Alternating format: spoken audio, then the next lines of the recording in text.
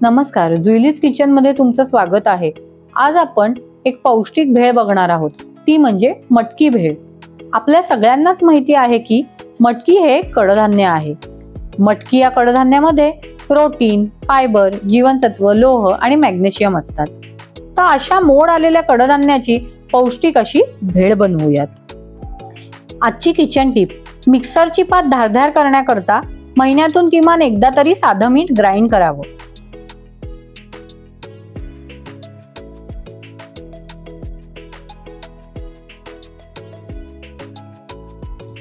मटकी भेळीसाठी लागणारे साहित्य बघू आता आपण।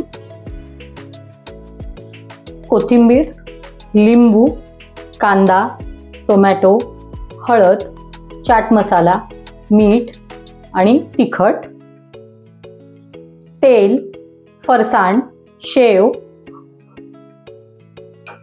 पाणी आणि मोड आलेली मटकी। आता आपण कृती बघूया। सगळ्यात आधी मी इथे कुकर घेतलाय आणि या कुकर मध्ये मी तेल घालून घेणार आहे। अगदी थोडं घालायचंय आणि तेल गरम होऊ देण्याची वाट बघणार आहे। तेल गरम झालंय आपलं। आता मी याच्यात हळद घालणार आहे। अंदाजे हळद घालायची आणि ती तेलात थोडीशी मिक्स करून घेणार आहे।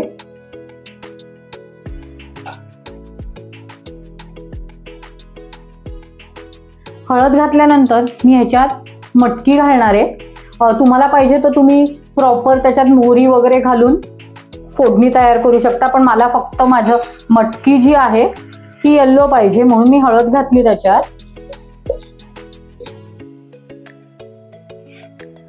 हळद घातल्यानंतर मी ह्याच्यात घालणार आहे थोडं मीठ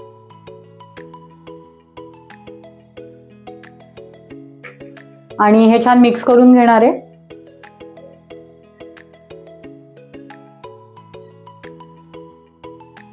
मटकी इथे मी छान मिक्स करून घेतलीये। इथे मी साधारण 1 वाटी मटकी भिजवली होती आणि त्याला मोड आणून घेतलेत। मोड आलेली मटकीच वापरायची मटकी भेळीसाठी।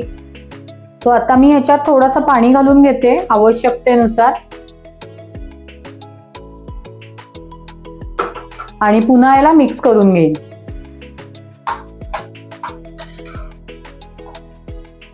आवश्यकतेनुसार पाणी घाला, जास्त पाणी घालू नका। फक्त मटकी जळणार नाही शिट्ट्या करताना एवढीच काळजी घ्या। मला वाटतं ह्याच्यात थोडंसं अजून पाणी लागेल। मी अजून थोडंसं पाणी घातलं ह्याच्यात आणि पुन्हा एकदा छान मिक्स करून घेणार आहे। आणि ह्याच्यात मी कुठल्याच प्रकारचा मसाला किंवा काही घातलेलं नाही आता, कारण आपली उसळ नाहीये, ही भेळ आहे। आता मी कुकरला झाकण लावून घेते आणि हाय फ्लेमवर, बर्नर मीडियम आहे त्याची हाय फ्लेमवर मी 2 ते 3 शिट्ट्या काढून घेते।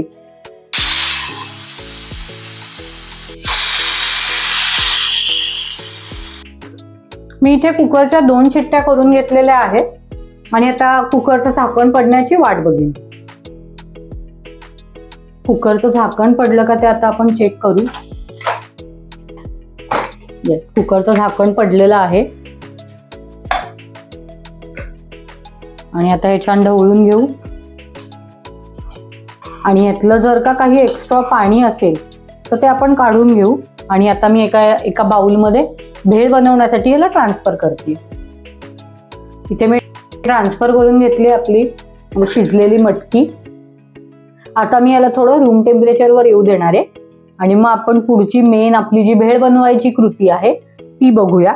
इथे पाहिजे तर तुम्ही 1 शिट्टी पण देऊ शकता। मी 2 शिट्ट्या दिल्यात, तुम्हाला पाहिजे तर तुम्ही 1 शिट्टी पण देऊ शकता, पण 1 आणि 2च्या वर जास्त शिट्ट्या देऊ नका, कारण आपल्याला भेळ बनवायची आहे, उसळ नाही। इथे आपली शिजवलेली मटकी रूम टेम्परेचरवर आलेली आहे। आता आपण मेन कृती बघूया। सगळ्यात आधी घालणार आहे मी कांदा, चवीनुसार घाला। आणि ह्याच्यात एक मेन गोष्ट म्हणजे मटकी भेळ असली तरी त्याच्यात चिंचेचं पाणी वगैरे जात नाही। त्यानंतर टोमॅटो,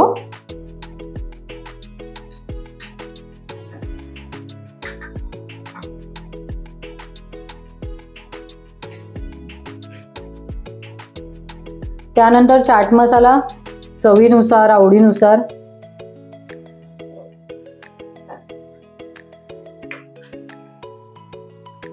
त्याच्यानंतर रेड चिली पावडर म्हणजे आपलं तिखट. तुम्हाला रेड चिली पावडर नको असेल तर तुम्ही त्याच्या जागी हिरव्या मिरचीचे बारीक तुकडे करून पण घालू शकता, पण मला ते दाताखाली आलेले आवडत नाहीत म्हणून मी इथे रेड चिली पावडर यूज करते. तर थोडीशी मी कोथिंबीर घालणार आहे. त्याच्यानंतर लिंबू पिळून घेणार आहे. लिंबातल्या ज्या बिया आहेत त्या मी ऑलरेडी काढून घेतल्यात. आता मी याच्यावर अर्ध लिंबू पिळतेय. इथे मी अर्ध लिंबू पिळून घेतलंय. आता मी चवीपुरती थोडंसं मीठ घालणार आहे. मीठ घालताना एकच काळजी घ्या, ती म्हणजे आपण ऑलरेडी याच्यात चाट मसाला घातलेला आहे आणि चाट मसाल्याला देखील खारटपणा असतो. आता मी हे छान सगळं मिक्स करून घेणार आहे.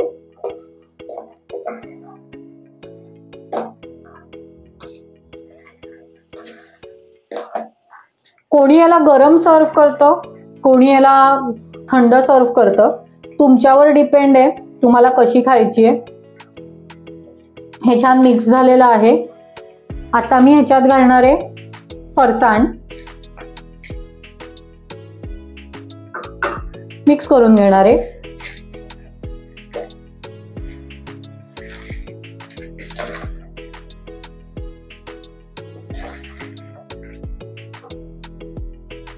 आता थोडीशी याच्यावर शेव बुरबुरवणार आहे.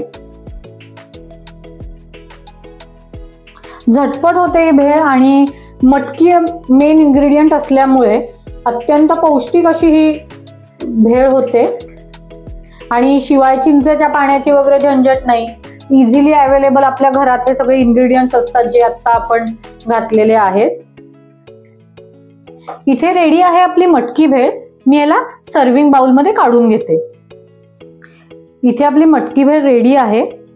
सर्विंग करण्याच्या आधी मी ह्याच्यावर थोडासा चाट मसाला घालणार आहे. त्याच्यानंतर थोडीशी शेव घालणार आहे आणि थोडंसं लिंबू पिळणार आहे.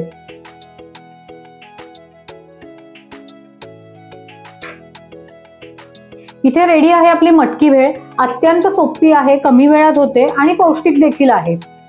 तर तुम्ही अशी ही पौष्टिक अशी मटकी भेळ नक्की करून बघा. कशी झाली होती ते मला कमेंट बॉक्समध्ये सांगा. तसाच माझ्या किचन टिप्स तुम्हाला आवडतायत की नाही ते हेही मला नक्की सांगा. आपण भेटूया नेक्स्ट रेसिपीला.